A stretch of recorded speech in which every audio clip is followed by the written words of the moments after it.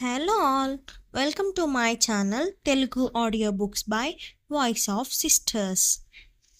ఇప్పుడు మనం చెప్పుకోబోయే కదా ఇంతందం దారి మళ్ళిందా ఎపిసోడ్ నెంబర్ 4. అదే రోజు రాత్రి సుజాతాని ఇంటికి పంపించి సియానే అబీకి ఇష్టమైన వంటలన్నీ చేస్తుంది. తను పింక్ కలర్ చీర, లూస్ హెయిర్తో అందంగా రెడీ అవుతుంది. అబీ కోసం ఎదురు చూస్తూ కూర్చుంటుంది. రాత్రి 11 దాటిన తర్వాత కూడా అభి రాకపోవడంతో సోఫాలో కూర్చుని పడుకుండిపోతుంది. చాలాసేపటి తర్వాత అభి ఇంటికి వస్తాడు.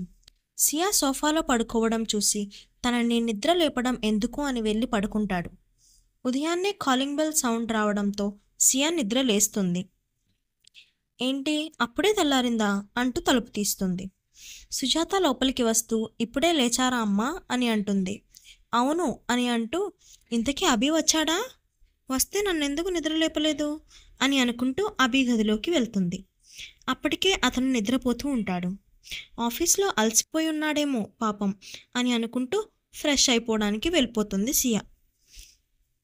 తన కిందకి వచ్చేసరికి అభి టీ తాగుతూ ఉంటాడు. అభి అని అంటుంది చిన్నగా. హా చెప్పు సియా అని అంటాడు. రాత్రి ఎప్పుడు ఇంటికి వచ్చావు? నీకోసం చాలాసేపు ఎదురు చూశాను. ఎప్పుడు నిద్రపోయానో కూడా తెలీదు అని అంటుంది. నేను వచ్చేసరికి నువ్వు నిద్రపోయావు, డిస్టర్బ్ చేయడం ఎందుకు అని నేను వెళ్ళి పడుకున్నా అని అంటాడు. కానీ అభి నేను నీకు ఒక విషయం చెప్పాలి అని అంటుంది సియా. దేని గురించి? మొన్న సాయంత్రం అత్తయ్య కాల్ చేశారు. నిన్న మన ఫస్ట్ నైట్కి ముహూర్తం ఉంది అని అన్నారు. నేను నీకు ఆ రోజే చెప్పాలి అనుకున్నా, కానీ నువ్వు ఆఫీస్ టెన్షన్లో ఉన్నావని ఉదయం చెప్దామనుకున్నా. కానీ నిన్న నువ్వు నాతో చెప్పకుండానే ఆఫీస్కి వెళ్ళిపోయావు. కాల్ చేసినా లిఫ్ట్ చేయలేదు. కానీ అభి అదంతా విని కూడా సైలెంట్గా ఉంటాడు. సియా నేను నీకు ఒక విషయం చెప్పాలి అంటాడు అభి. సియా నీతో ఒక విషయం చెప్పాలి అనడంతో ఏంటి, ఏం చెప్పాలి అని అంటుంది. అంటే నాకు ఇప్పుడు దాని గురించి ఆసక్తి లేదు. నాకు ఇంకా కొంచెం సమయం కావాలి. అమ్మ నాకు నిన్న కాల్ చేసింది, నాతో కూడా చెప్పింది అంటాడు. ఈ విషయం నీతో ఎలా చెప్పాలా అని ఆలోచిస్తున్నా. రాత్రి వచ్చినప్పుడే నీకు చెప్పాలి అనుకున్నా, కానీ నువ్వు రెడీ అవ్వడం చూసి ఎక్కడ ఫీల్ అవుతావో అని చెప్పలేదు అంటాడు అభి.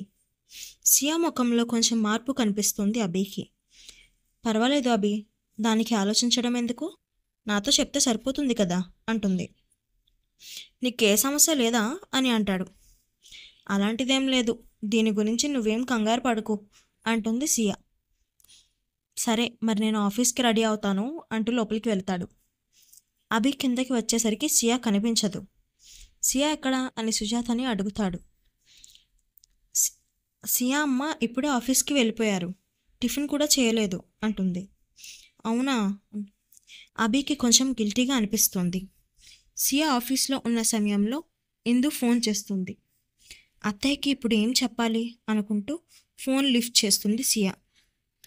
అత్తయ్య నేను కొంచెం బిజీగా ఉన్నాను, ఇంటికి వెళ్ళాక కాల్ చేస్తా అని అంది. సరే సియా అంటుంది ఇందు. ఆఫీస్ టైం అవగానే సియా బయటికి వస్తుంది. అప్పటికే అక్కడ అభి తన కోసం వేచి చూస్తూ కనిపించాడు. అభి నువ్వేంటిక్కడ అని ఆశ్చర్యంతో అడుగుతుంది. నేను నీకోసమే వచ్చాను, పద వెళ్దాం అంటాడు. సియా కారులో కూర్చుంటుంది. అభి కారు వాళ్ళ ఇంటి రూట్లో కాకుండా వేరే రూట్లో తీసుకువెళ్ళడం గమనించి ఎక్కడికి తీసుకువెళ్తున్నావు అంటుంది సియా. వెళ్తున్నాం కదా, నీకే తెలుస్తుంది అంటాడు అభి. కాసేపట్లో కారు థియేటర్ ముందు ఆగుతుంది. ఇప్పుడు సినిమా ఏంటి అని అంటుంది. నీతో కలిసి చూడాలనిపించింది, తీసుకువచ్చాను అని అంటాడు అభి. ఇద్దరూ కారు దిగి థియేటర్లోకి వెళ్తారు. ఇద్దరూ కలిసి సినిమా ఎంజాయ్ చేసి వస్తారు. ఏంటి ఈరోజు సడన్గా ఈ సర్ప్రైజ్ అంటుంది. చెప్పాను కదా నీతో కలిసి చూడాలనిపించింది అంటాడు. అంతేనా, ఇంకేమన్నా చెప్పాలనుకుంటున్నావా అంటుంది. అలాంటిదేం లేదు అంటూ రెస్టారెంట్కి తీసుకువస్తాడు. మళ్ళీ ఇదేంటి అంటుండగానే నువ్వేం మాట్లాడుకో, లోపలికి రా అని ముందుకు వెళ్తాడు అభి. నీకు ఇష్టం ఉన్న ఫుడ్ ఆర్డర్ చేయి అంటూ మెనూ కార్డ్ సియాకి ఇస్తాడు. ఫుడ్ ఆర్డర్ చేసి కూర్చుంటుంది సియా. ఇద్దరు తినేసి ఇంటికి బయలుదేరుతారు. ఇంటికి వచ్చి తలుపు తీస్తుండగా డెలివరీ బాయ్ వచ్చి సార్ మీ ఆర్డర్ అంటూ పిలుస్తాడు. ఇప్పుడే కదా తినేసి వచ్చాం, మళ్ళీ ఏం ఆర్డర్ చేశావు అంటుంది సియా. నువ్వు లోపలికి పద చెప్తాను అంటూ లోపలికి వెళ్తాడు అభి. ముందు నువ్వు వెళ్ళి ఫ్రెష్ అవ్వు అని అంటాడు. అసలేంటిదంతా లో అంటూ ఓ లోపలికి వెళ్తోంది. సియా ఫ్రెష్ అయ్యి కిందకి వచ్చేసరికి అభి ఎక్కడా కనిపించడు. అభి అంటూ పిలుస్తుంది. తన స్టడీ రూమ్ నుండి బయటికి వస్తాడు అభి. సియా దగ్గరికి వచ్చి సియా చేతిని తన చేతిలో తీసుకుంటాడు. అదంతా సియాకి కొత్తగా కంగారుగా అనిపిస్తుంది. అభి, ఏం చేస్తున్నావు? నువ్వేం మాట్లాడకు అంటూ తన 2 కళ్ళను మూస్తూ రూమ్లోకి తీసుకువెళ్తాడు. ఇప్పుడు కళ్ళు తెరువు అంటాడు. తన చేతుల్ని తీస్తాడు.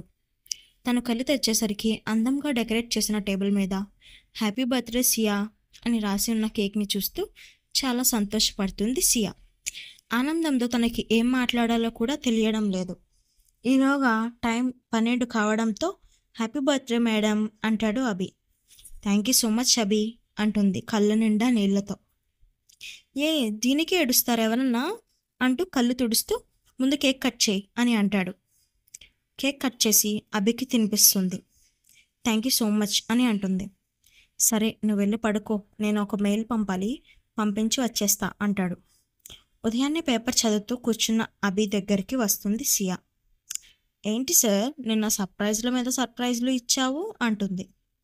వాటిని సర్ప్రైజ్ అంటారా? చెప్పకుండా చేసేవి సర్ప్రైజ్ అని అంటారు అంటుంది సియా.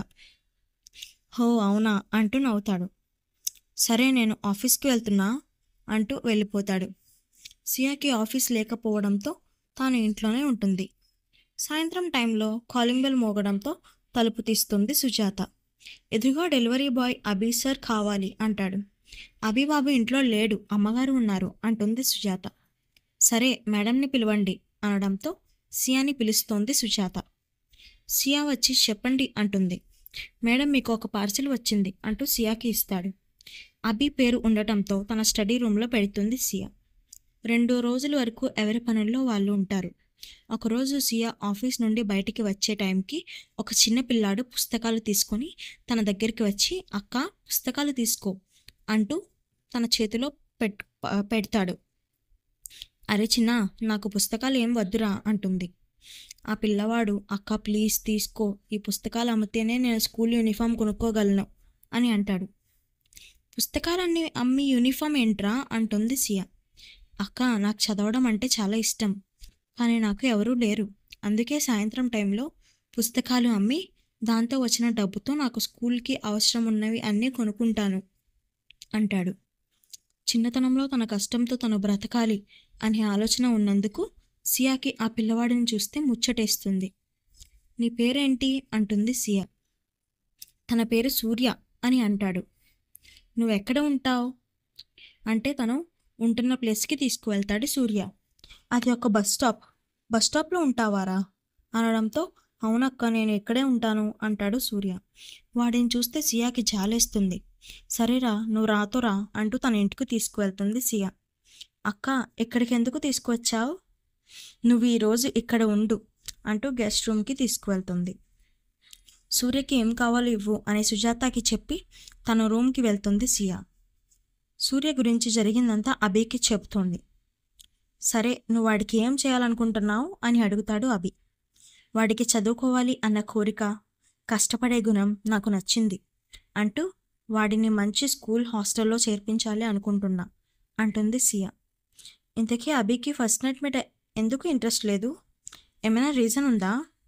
ఇంతకీ ఆ పార్సిల్ ఏముంది? మీకు ఎవరికైనా తెలిస్తే కామెంట్ చేయండి. ఓకే బాయ్, మళ్ళీ కలుద్దాం. Like, share, subscribe.